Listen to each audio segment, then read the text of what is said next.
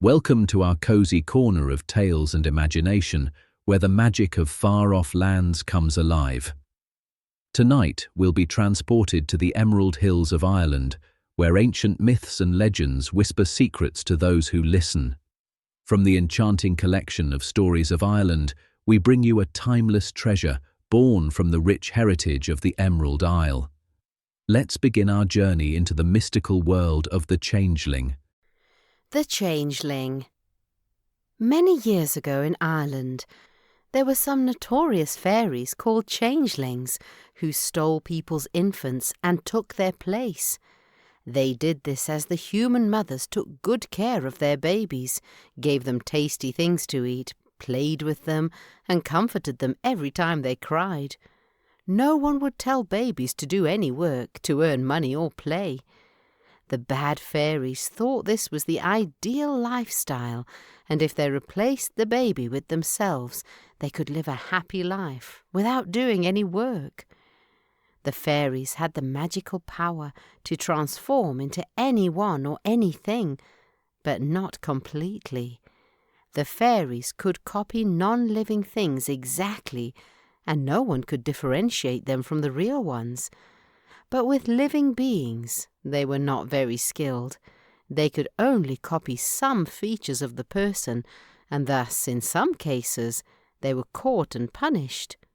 However, the fairies continued this practice, and soon every mother was warned about these incidents.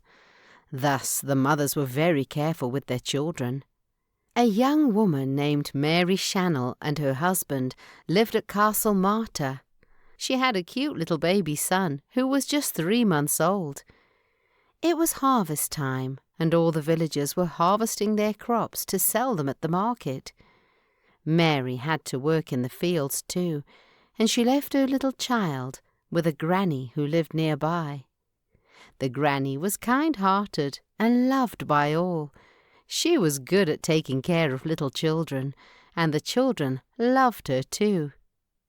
But one day, Granny had to go out of town to visit her relatives, and so she could not take care of Mary's child.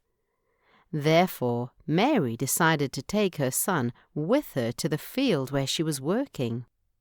"Oh, look, it's Mary," Sarah, another farm worker, said when she saw Mary walking towards them. "You have brought little Erwin with you today." "Yes," replied Mary. "I had to bring him because Granny was out of town and there was no one to take care of him. I hope it is not a problem." "Of course not. We love playing with him," said Sarah. "Thank you. I will leave him in a corner of the field where it will be quite safe," said Mary as she wrapped the baby in her cloak. Then she found a nice shaded place in the corner of the field where there was a haystack, and she placed the child on it. It was the safest place for the baby, as it was visible from the field, and she could keep an eye on him all the time. Then she went to work. She kept checking on the baby now and then. Sometimes Sarah and the others also checked on him and played with him. When Mary had finished her work, she returned to where the child was, but she was shocked to see him. She could make out that the little boy looked like her son, but it actually was not. She suddenly remembered the warnings she had heard.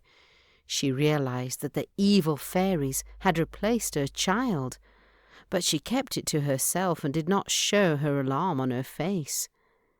In the place of her healthy, cute child, she found a thing not even half the size of her child, but wrapped in the same cloak. The child kept crying loudly, unlike her baby Erwin, who was chirpy and happy all the time. Although angry and upset, Mary managed not to let her emotions get in the way as she took the child in her arms as her own and pretended to love him. Without wasting any time, she went to her house, fed the child, who ate like a horse, and tucked him into bed. Then she set out to see a mage who lived in the village. Mary said to him, "Sir, you have to help me. My child has been stolen from me. Now there is an evil fairy in its place." "What do I do? I want my child back," she pleaded. The mage said, "I understand, Mary. It is indeed unfortunate that you have been separated from your child. I will surely help you. These evil fairies of the forest have wreaked havoc in our once peaceful village. It is time to teach them a lesson. All they want is to eat good food and sleep all day, so you should not do anything that makes it comfortable. Remember, Mary, that the thing is not your child. You must not comfort him, love him, or play with him. Do not feed him tasty food at all. Instead, feed him raw spinach paste, as the fairies hate its taste. Feed him stale food and everything bad that you can find in your house. Don't sing to him, but shout at him and make him do some work. These fairies are small, but they can move, walk, and talk easily. If you do as I say, then this evil fairy will go away, thinking that you are not going to take care of him, and it will return your beloved child." "I will do as you say, wise one. Thank you for helping me," said Mary, and she left. Mary went home and did everything as advised by the mage. She made sure the baby was not at all comfortable. She shouted at it all the time. At mealtime, she fed it spinach. The evil fairy hated the bitter taste of spinach in its mouth and spit it out right away. At that, Mary got up and shouted at it, saying, "How dare you spit it out? Eat it, or else you will sleep hungry." She then picked up the spilled spinach and forcefully fed it to the evil fairy. When the evil fairy saw that Mary did not take care of it as expected, it got up and left the house. The next morning, Mary found her darling Erwin sleeping peacefully in his cradle. The end. The story of the changeling reminds us that even in difficult times, kindness and compassion can lead to unexpected outcomes. As we reflect on this tale from Ireland, we're invited to consider the power of empathy in our own lives. To explore more stories from this collection and cultures around the world, download the Storywaves app from Apple or Android app stores.